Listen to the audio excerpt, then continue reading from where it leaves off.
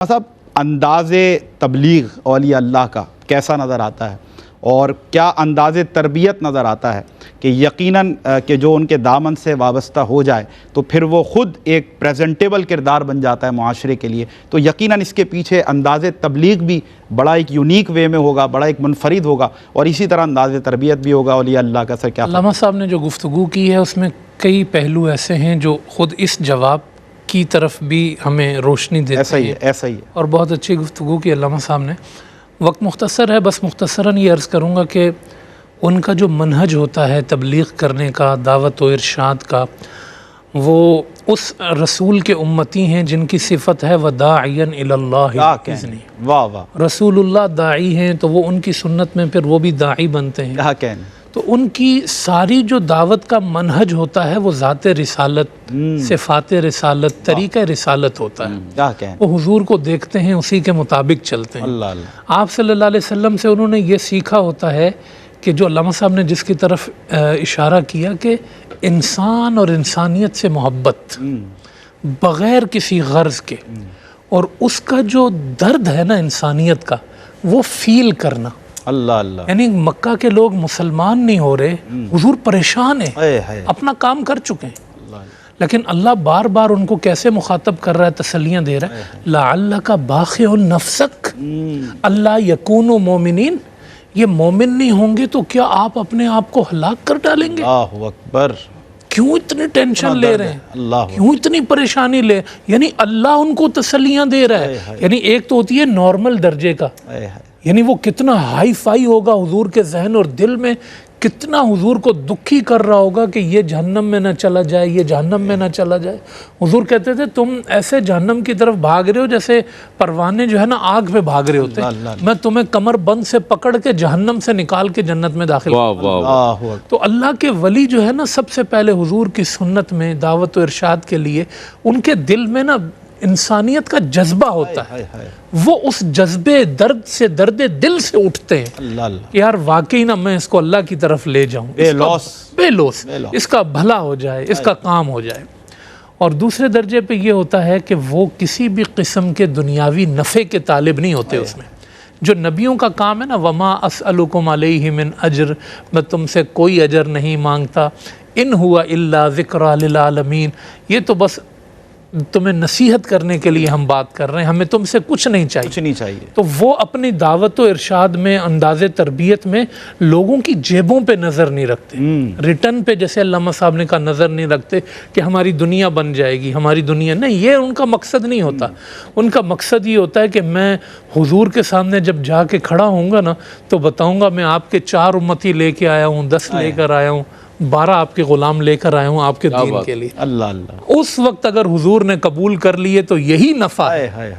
یہی ہماری تنخواہ ہے، یہی ہماری مزدوری ہے کہ حضور کہہ دیں تو نے کر دیا۔ اللہ، تو یہ پہلی چیز درد دل۔ نمبر 2 بغیر نفع کے، بغیر اجر کے اس کام کے لیے کھڑے ہونا، اور پھر اس کے بعد جو ہے وہ اپنے آپ کو کامل کرنا، جو فرمایا لما تقولون ما لا تفعلون، یعنی ان کی ذات ایسی بن جاتی ہے کہ اگر کبھی وہ زبان نہ بھی ہلائے نا ان کو دیکھ کے ہی خدا یاد آ جاتا۔ اللہ اکبر، اللہ اکبر، کیا کہنے، وہ ایسے خاموش دائی ہوتے ہیں کہ ان کو اگر کوئی دیکھتا بھی رہے نا، ان کو کوئی، اسی لیے تو کہا نا کہ وَكُونُوا مَعَ الصَّادِقِينَ، تو سچے کے ساتھ بیٹھ تو صحیح، سچا بنے گا تو۔ ان کا کردار دعوت بن جاتا ہے، وہ ایسی صفات کے حامل ہوتے ہیں، چلتے پھرتے متبع رسول نظر آتے ہیں، محب رسول نظر آتے ہیں، محب۔ پھر اس کے بعد جب وہ بولتے ہیں ہائے ہائے ہائے، تو پھر وہ اس آیت کے مصداق ہوتے ہیں ادعو الی سبیل ربک بالحکمت والموعظۃ الحسنہ۔ کبھی تو بولنے کی ضرورت ہی نہیں پڑتی، اور جب بولیں تو پھر پھول جھڑتے ہیں، وہ اپنے رب کی طرف بلاتے ہیں حکمت کے ساتھ، موعظہ حسنہ کے ساتھ۔ حسن و حسین نے کسی کو وضو سکھایا تھا رضی اللہ تعالیٰ عنہما، اس کی عزت باقی رہی بابے کی، کیا کہنا، وقار باقی رہا، اور وہ دین بھی سیکھ گیا کیونکہ انہوں نے انداز رسول اللہ سے سیکھا۔ واہ واہ واہ، حضور نے اپنی مجلس میں کبھی کسی کو شرمندہ نہیں کیا، اللہ اکبر، حضور نے اپنی مجلس میں کسی کو ذلیل نہیں کیا، حضور نے ہمیشہ لوگوں کی عزتیں رکھی۔ کیا بات، حضرت شیخ عبد القادر جیلانی جب کسی کے برائی کو جانتے بھی تھے تو آپ بھی عمومی انداز میں بات کرتے تھے حضور علیہ السلام کی طرح، اور کبھی اگر کوئی آ کے قسم کھا لیتا تھا نا اپنے جھوٹ پہ، آپ حقیقت حال سے واقف ہونے کے باوجود چپ ہو جاتے تھے کہ اس وقت اس نے جو عزت اپنی کمائی ہے اس کو میں کچھ نہ کہوں۔ کیا کہنا، تو لوگوں کی رسپیکٹ کرنا، ان کو موعظہ حسنہ سے لے کر آنا، وَجَادِلْهُمْ بِالَّتِي هِيَ أَحْسَنُ، اور کہیں کوئی بات آ جائے، کوئی شیطان کا چیلا آ جائے کہ نہیں جی میں بات کروں گا، تو وہ حق کے لیے کھڑے ہوتے ہیں۔ إِنَّ الَّذِينَ قَالُوا رَبُّنَا اللَّهُ ثُمَّ اسْتَقَامُوا، پھر وہ استقامت پہ ہوتے ہیں، وہ ڈرتے نہیں ہیں۔ لا خوف علیہم ولا هم يحزنون، وہ کسی چیز کا خوف نہیں ہوتا ہے۔ تو یہ ان کے چند درجات ہوتے ہیں۔ اور پھر یہ آخر میں عرض کروں گا کہ وہ خلوتوں کو اس لیے خلوتوں کے امین ہوتے ہیں کہ خود کو مضبوط کریں، لیکن وہ جلوتوں کے منکر نہیں ہوتے،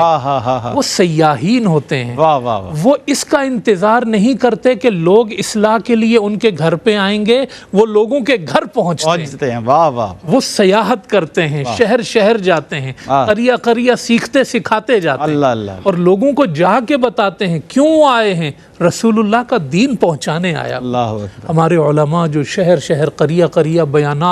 بغیر کسی غرض سے وہ نئے نئے علاقوں کے اندر، یہ ان کا انداز ہوتا ہے کہ وہ لوگوں کو سکھانے کے لیے خود ان کے پاس پہنچتے ہیں، اپنی یہ فیلڈ منتخب کرتے ہیں۔ امام شاہ احمد نورانی رحمۃ اللہ علیہ، ان کے والد سفیر اسلام جو تھے، آپ دیکھیں موریشس کے اندر آج لوگ دین اسلام کو پہچانتے ہیں سفیر اسلام کے نام، کیا کہنا ہے، کیا کہنا، وہ نشانی بن جاتے ہیں دعوت و تبلیغ کی۔ یہ ان کی چند، سبحان اللہ، سبحان اللہ۔